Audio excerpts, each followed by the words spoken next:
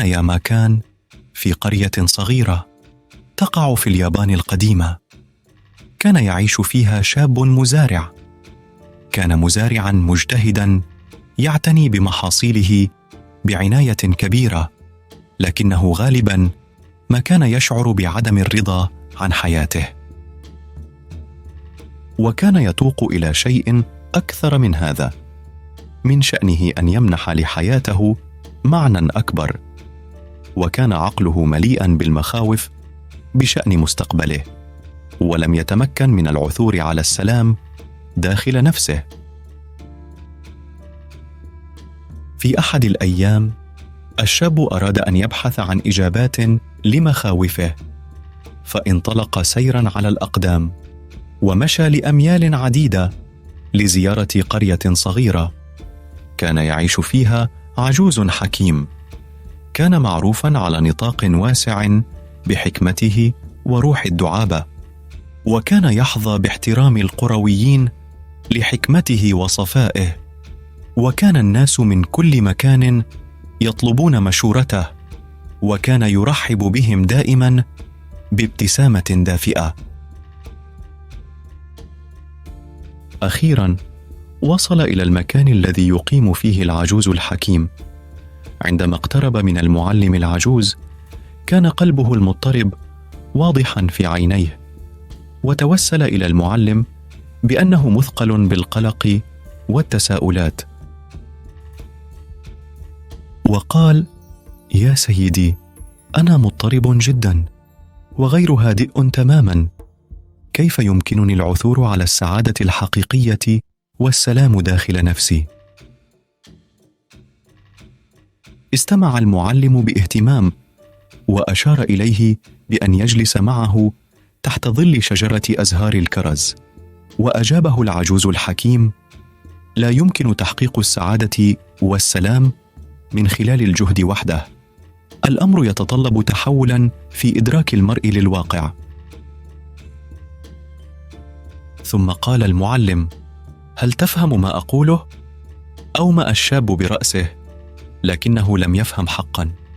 ابتسم العجوز وقال: تعال معي وسأريك ما أعني، واتجهوا إلى بركة ماء قريبة، وطلب منه أن ينظر إلى انعكاس صورته في الماء. قال العجوز: ماذا ترى؟ أجاب الشاب: أرى نفسي. ثم طلب منه رمي حجر في الماء. عندما استقرت التموجات على البركة قال العجوز مرة أخرى: ماذا ترى؟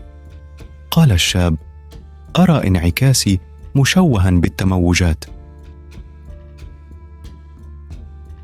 ثم قال العجوز: عقلك مثل سطح الماء، عندما يكون هادئا لا يزال بإمكانك رؤية الأشياء بوضوح، ولكن عندما يكون هناك اضطراب يصبح إدراكك مشوها. لتحقيق السلام داخل نفسك يجب أن تتعلم تهدئة عقلك ورؤية الأشياء على حقيقتها.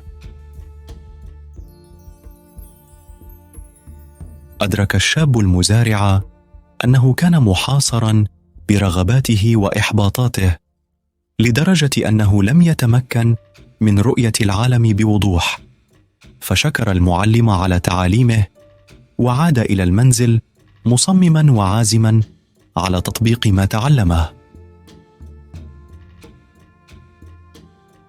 خلال الأسابيع والأشهر التالية مارس الشاب التأمل واليقظة والتعلم لتهدئة عقله ورؤية الأشياء بوضوح أكبر. وجد أنه كلما تخلص من تعلقه برغباته ومخاوفه كلما أصبح أكثر سلاما ورضا.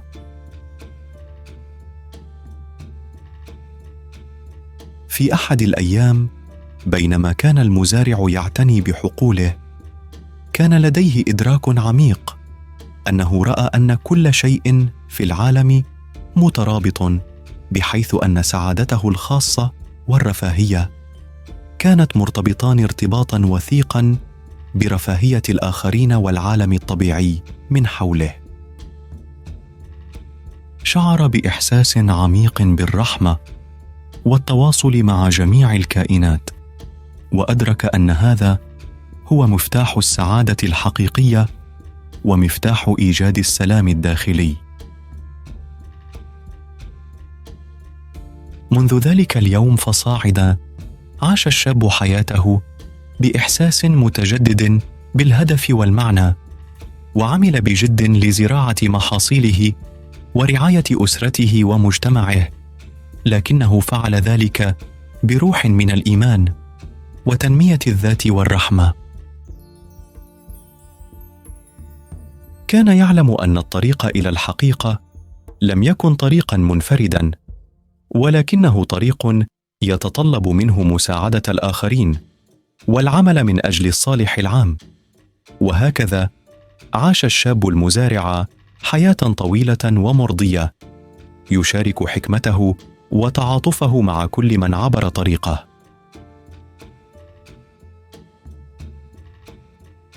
كما ترى في الحياه وفي حياتك، اين عقلك؟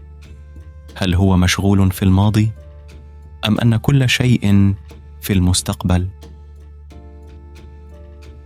بغض النظر عن مكان وجودك والمكان الذي تذهب اليه، كلما ركزت اكثر على سلوكيات الاخرين وكلماتهم وحياتهم، سوف تقابل دائما اشخاصا سيئين، وستشعر دائما بالخروج عن طريقك الحقيقي. فقط ركز على نفسك. لذلك لا تخف من الاستماع الى نفسك والتركيز على حياتك الخاصه وتجاهل الاشخاص السلبيين من حولك. واذا فكرت في الهروب، تذكر فقط اينما ركضت هناك اشخاص سيئون، وهناك اشخاص يتحدثون عنك بالسوء، ودائما ما تصادف اناس لا يحبونك.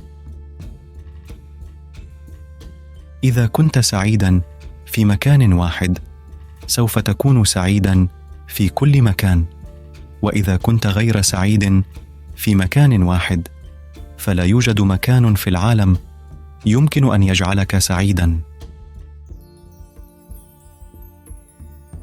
من خلال التخلي عن ارتباطاتك بالرغبات والمخاوف، يمكنك تنميه الشعور بالرحمه والترابط مع جميع الكائنات ومع العالم الطبيعي من حولك، مما يهدئ عقلك ويريك العالم بوضوح اكبر.